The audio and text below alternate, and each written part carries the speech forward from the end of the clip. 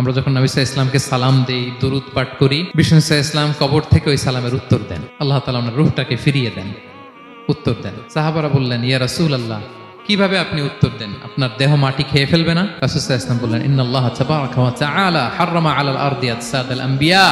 আল্লাহ তাআলা নবীদের দেহকে নষ্ট করা মাটির জন্য হারাম করে দিয়েছেন। কোনো মাটি কোনো নবীর দেহকে টাচ করতে পারে না, নষ্ট করতে পারে না। নবীরা কবরে জীবিত, সেখানে সালাত আদায় করে, তাদেরকে স্পেশাল রিজিক দেওয়া হয়। এটাকেই বলা হয় হায়াতুন নবী।